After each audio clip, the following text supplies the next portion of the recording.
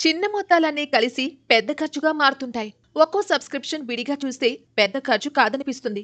కానీ నెలకి రూ. 1000 ఏడాదికి 12,000 అన్నమాట. ఇలాగే సబ్స్క్రిప్షన్స్ అనేవి చాప కింద నీరులా చల్లగా మనల్ని దోచేస్తాయి. సబ్స్క్రిప్షన్స్ లో మరో మాయాజాలం ఆటో రెన్యువల్. చాలా సబ్స్క్రిప్షన్లు ఆటో రెన్యువల్ అనే ఆప్షన్ తోనే వస్తాయి. మనం ముందుగా జస్ట్ సబ్స్క్రైబ్ చేసుకుంటే చాలు, ఇప్పుడేం పే చేయక్కర్లేదని అంటారు. వద్దనుకుంటే ఎప్పుడైనా క్యాన్సిల్ చేసుకోవచ్చు అని ఉదారంగా చెబుతారు. అయితే చాలా మంది క్యాన్సిల్ చేయడం మర్చిపోతారు. అలా మర్చిపోయారో తర్వాత నెల నెల డబ్బులు కట్ అవుతూనే ఉంటాయి. కంపెనీల ఉద్దేశం కూడా ఇదే.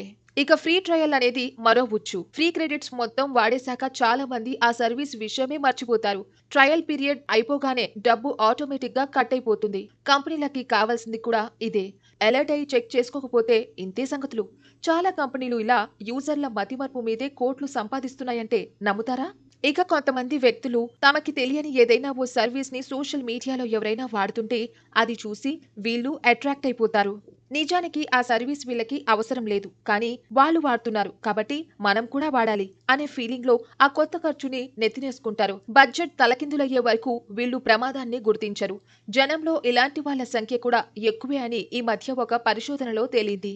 సబ్స్క్రిప్షన్ల వల్ల మనకి తెలియకుండా జరిగే నష్టాల్ని తగ్గించుకోవాలంటే ప్రతి ఒక్కరూ ఖచ్చితంగా కొన్ని జాగ్రత్తలు పాటించాలి. వాటిలో మొదటిది, పే చేస్తున్న సబ్స్క్రిప్షన్స్ అన్నిటినీ ట్రాక్ చేయడం. ఒక సెలవు రోజున తీరిగ్గా కూర్చొని మీ నెలవారీ బ్యాంక్ స్టేట్మెంట్లన్నీ, క్రెడిట్ కార్డ్ బిల్లులన్నీ జాగ్రత్తగా గమనించండి. ఏ సబ్స్క్రిప్షన్కి ఎంత ఖర్చు అవుతుందో క్లియర్గా ఒక లిస్ట్ రాసుకోండి. గత కొన్ని నెలలుగా మీరు ఉపయోగించని సబ్స్క్రిప్షన్లు ఏవి ఉన్నా వాటిని వెంటనే క్యాన్సిల్ చేయండి. ఇక్కడ మొహమాట పడకూడదు, ఎందుకంటే ఆ సర్వీసులు వాటిని మనం వాడతాం అనే భ్రమలో పడేశాయి. నిజానికి మనం ఎక్కువగా వాడని సర్వీసులు అవి. ఈ విషయం గుర్తించాక ఇక ఆ వలలో పడకూడదు. మరో ఇంపార్టెంట్ పాయింట్ ఏంటంటే ప్రతి దాంట్లోనూ ఆటో రెన్యువల్ ఆప్షన్ని ఆఫ్ చేయడం. అసలు ఒక సబ్స్క్రిప్షన్ తీసుకున్నప్పుడే అందులో ఆటో రెన్యువల్ అనే ఆప్షన్ ఉందా గమనించాలి. ఉంటే వెంటనే ఆఫ్ చేసేయాలి. ఇది బెస్ట్ పద్ధతి.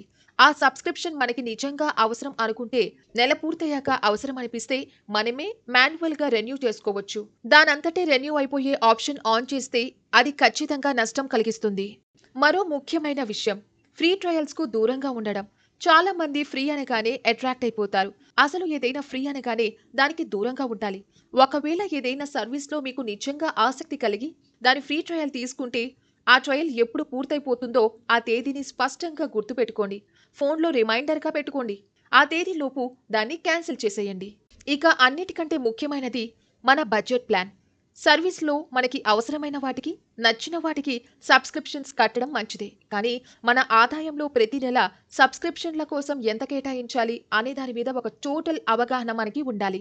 బడ్జెట్లో సబ్స్క్రిప్షన్స్ పేమెంట్స్ అన్నీ కలిపి ఈ అమౌంట్ దాటకూడదు అని ముందుగానే ఒక హద్దు పెట్టుకోండి.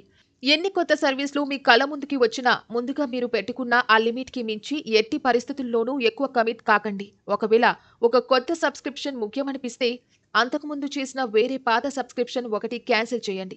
దాని స్థానంలో కొత్తది తీసుకోండి. ఇది సేఫ్ పద్ధతి. అసలు మనం నెల నెలా కడుతున్న సబ్స్క్రిప్షన్స్ ఎన్ని, ఏవి అన్నది మనకి క్లియర్గా గుర్తుంటే నష్టపోయే అవకాశాలు తక్కువగా ఉంటాయి. మనం కట్టిన సబ్స్క్రిప్షన్స్లో ముఖ్యం అనిపించినా వాడనివి కొన్ని ఎప్పుడూ ఉంటాయి. వాటిని తెలివితో గుర్తించి ఎప్పటికప్పుడు క్యాన్సిల్ చేయాలి. ఇలా చేస్తూ పోతే సబ్స్క్రిప్షన్స్ అనేవి బర్డెన్ కావు. ఈ డిజిటల్ యుగంలో మనని దోచుకునే మార్గాలు ఎన్నో ఎన్నో పెరిగాయి. కళ్ళ ముందు కనిపించే ప్రతి ఆఫర్‌కి అట్రాక్ట్ అయిపోతే బడ్జెట్ గల్లంతైపోతుంది. కనిపించే సర్వీసుల్లో, ఆఫర్స్‌లో నిజంగా మనకి ఏది అత్యంత అవసరమో తెలుసుకోవాలి. అలా ఎంతో తెలివితో ఖర్చు చేస్తేనే ఈ రోజుల్లో ఆర్థికంగా నిలబడగలం. లేదంటే అంతే మరి.